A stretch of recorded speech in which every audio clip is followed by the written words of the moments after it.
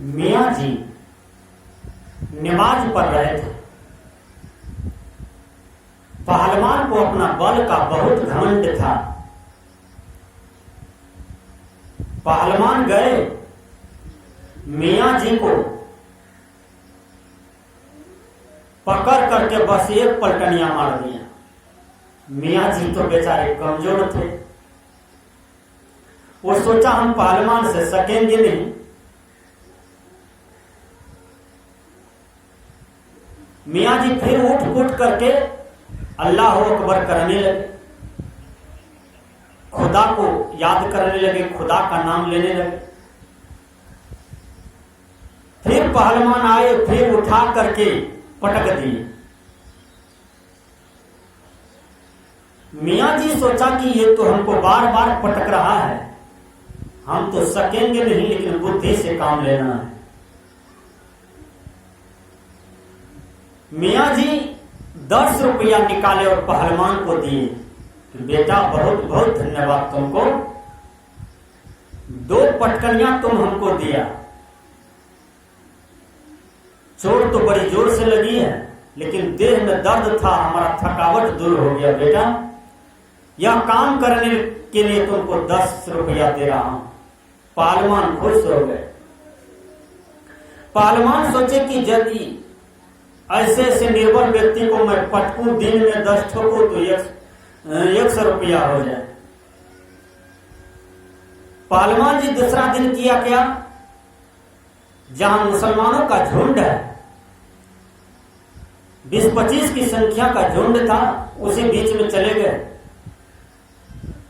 और सोचा कि यहां तो ज्यादा रुपया मिलेगा पटकने से। एक मियाँ जी को नमाज पढ़ रहे थे बेचारे, उसको उठा के पटक दिया। एक को पटका, सारे मियाँ लोग आए और पहलवान से भेज बहुत मार मारा पहलवान को। पहलवान कहा अरे कल वहां पटके तो 2 रुपया मिला, आज यहां पटके तो मारे खा रहे हैं। बुद्धि से काम लिया। सबसे बड़ा बल बुद्धि का होता है। विचार करें, संस्कृत के विद्वान ने कहा बुद्धिर यस बलम तस निर्बुद्धैस तो कुतो बलम वने सीन मदन मतः सस्कन निपातिता। कहा जाता है जंगल में बहुत सा जानवर था। वह जानवर में सबसे तेज था बेचारा नरिया। नरिया बहुत तेज था। नरिया बघवा से दोस्ती कर लेता है और बाघ के सामने में प्रतिदिन एक जानवर जाते थे उसका आहार बनने के लिए, भोजन बनने के लिए। नरिया सोचा कि बघवा को कैसे हत्या कर दिया जाए। बल तो हम लोग में है नहीं, लेकिन बुद्धि तो है। नरिया गए बघवा मामू के पास, कहा मामू जी कुआं में एक और बाघ आया है, वो कहता है कि इस जंगल का राजा मैं हूं, तो हमसे बहुत झगड़ा झंझट किया है। हमने कहा नहीं, आपसे भी तगड़ा और बलवान हमारा मामा है, चलिए हम आपको दिखाते हैं। वो नहीं आता है, आपको गाली दे रहा है, चलिए आप उनसे मुलाकात कीजिए। नरिया बेचारे पटिया के लाए उस बघवा को। कहा मामू ये कुआं के छत पर चढ़िए। कुआं के छत पर चढ़ा बघवा और पानी के तरफ हुलका। पानी की तरफ हुलक करके बघवा देखने लगा, तो पानी में जैसे देखने लगा तो उधर से बघवा दिखाई पड़ा। तो ये खूब जोर से गाली दिया बाघ अपनी भाषा में। उधर से भी आवाज आया गाली का। अब इधर से खूब गाली देने लगा, खूब अपनी भाषा में ये गर्जने लगे। उधर से भी गर्जना का आवाज आया। ये बघवा किया क्या, गुस्सा के मारे कूद जाता है कुआं में।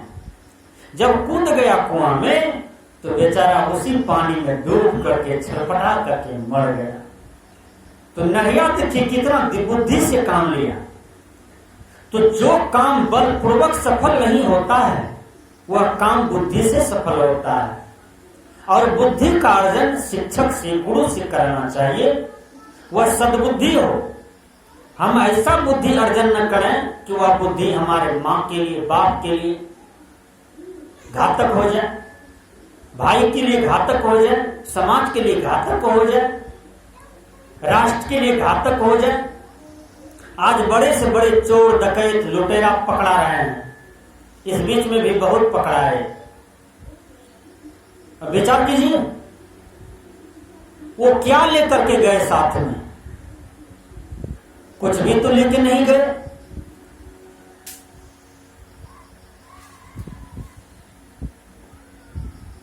कुछ भी तो लेके नहीं गए। कुछ दिन के लिए तमाशा दिखाया, खेल दिखाया, और अंत में जवानी अवस्था में प्रशासन की गोली खा करके मरते हैं। एक सच्ची घटना बता रहा हूं, ये मधेपुरा जिला का है। एक डकैत पर कम से कम 50 केस था, और एसपी जब उसको पकड़ा तो पैखाना रास्ते में डंडा फंसा करके उसको चौक पर खड़ा कर दिया, और बहुत कराह काट काट करके, चिल्ला चिल्ला करके युवक मर गया। लेकिन कोई पत्नी, माता, पिता, परिवार, कुटुंब बचाने तक नहीं आया, और अकेले क्या करके मर गया। ये कर्मदंड है।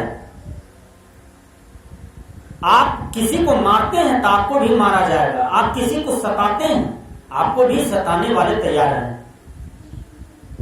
इसलिए हम गलत न करें, जिससे किसी का अहित हो जाए वह कभी न करें। मनुष्य तन पाए हैं, इतना सुंदर शरीर पाए हैं, इतना सुंदर जीवन पाए हैं, परमात्मा की भक्ति करने के लिए, गुरु की भक्ति करने के लिए, कल्याण करने के लिए, कि ये चोरी डकैती करने के लिए, लूटने के लिए, ठगने के लिए, दूसरों को सताने के लिए। सदगुरु कबीर कहते हैं, मत मारो मारे जाओगे, मत सताओ सताए जाओगे, मत किसी को दुख दो दुख पाओगे। सदगुरु कबीर कितना बढ़िया से समझाते हैं। इसलिए सबसे बड़ा बल बुद्धि बल होता है, और यदि हम बुद्धि का अर्जन करें तो वह सही बुद्धि हो, सही ज्ञान हो, सही विचार हो, सही विवेक हो। बहुत से मनुष्य को मैं देखता हूं कि बल का घमंड रहता है, जवानी का घमंड रहता है, रूप का घमंड रहता है, जाति का घमंड रहता है, लाठी का घमंड रहता है। ये सारे घमंड जो है ना, मनुष्य को एक दिन पतन की ओर ला करके छोड़ देता है। ये सारे घमंड आपके ही बर्बादी के कारण हैं, आपके ही विनाश के कारण हैं। यदि बल काम देता तो रावण को कितना बल था, कहां काम दिया? कंस को बहुत बल था, कहां काम दिया? दुर्योधन को बहुत बल था, कहां काम दिया बल?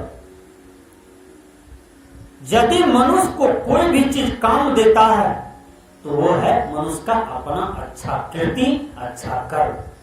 वही मनुष्य को साथ देता है, वही मनुष्य को सम्मान भी देता है, वही मनुष्य को विकास भी देता है, वही मनुष्य को सुख देता है, शांति देती है। इसलिए हम अपने कर्म को बदलें। यदि हमारा कर्म गंदा है, संगति गंदा है, चिंतन गंदा है, तो हम सब चीज को बदलें और सत्संग करें, सत्संग में आवें, बैठना सीखें, जीना सीखें, बोलना सीखें, संत महापुरुषों का सेवा करना सीखें, संतों के चरणों में नतमस्तक करें, बंदगी करें, प्रणाम करें, संतों की सेवा करें, संतों का आश्रम में जाएं, वहां संत लोग कैसे जीवन जीते हैं, कितना साधना करते हैं मुक्ति के लिए, कल्याण के लिए, और आप कुशन में पड़ करके चोरी करते हैं, झूठ बोलते हैं, नशा खाते हैं, व्यभिचार करते हैं, हिंसा करते हैं, पता नहीं इतनी कुकर्म करते हैं, और सारे कुकर्म के परिणाम आपको भोगना पड़ता है। विचार करें।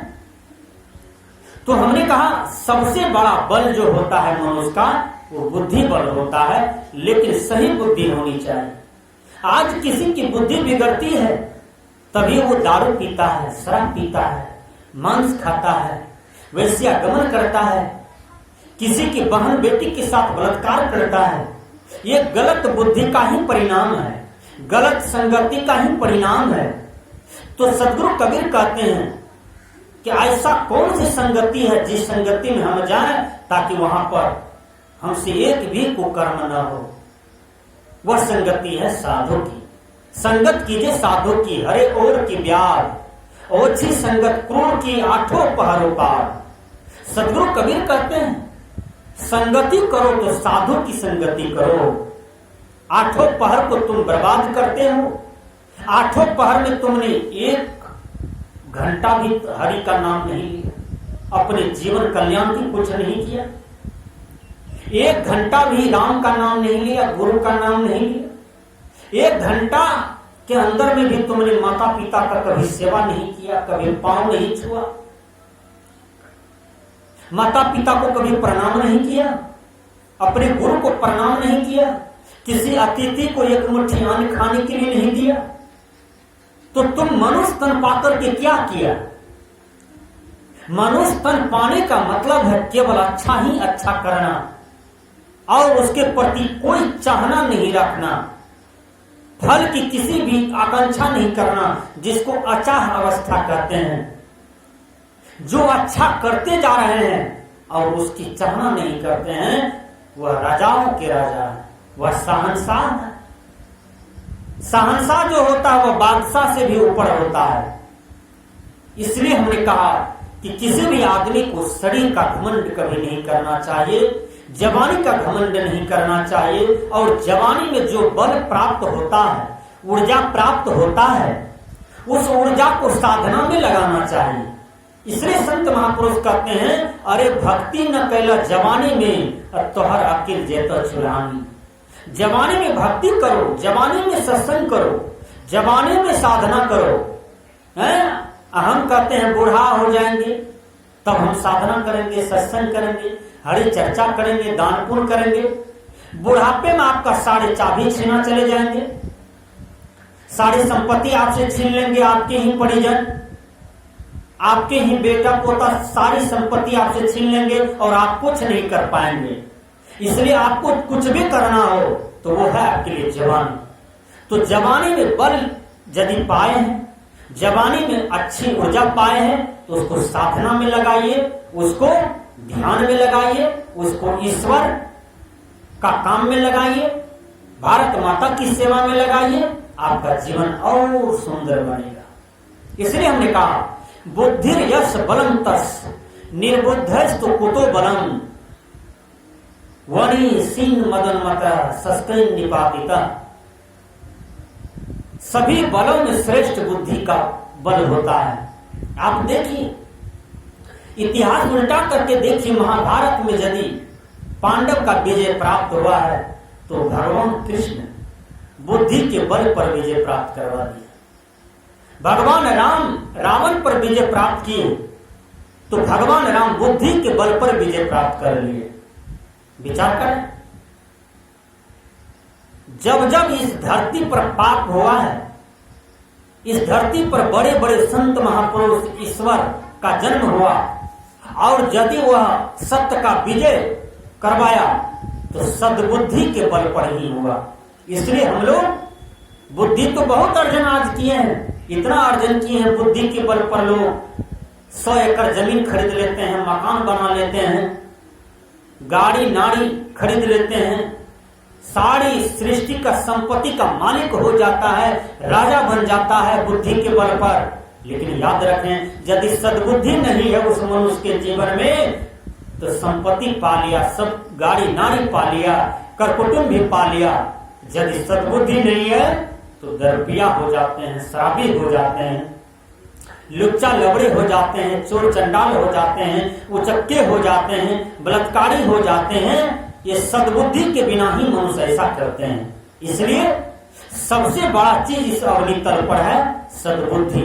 सद्बुद्धि का अर्जन होगा, सत्संगालय में, सत्संग में, संत महापुरुषों के पास जाएं, वहां सद्बुद्धि होगा। सद्बुद्धि का मतलब सच्ची बुद्धि, अच्छी बुद्धि, नेक बुद्धि। जब अच्छी बुद्धि होगी, नेक बुद्धि होगी, तो आपका सब कुछ अच्छा होगा।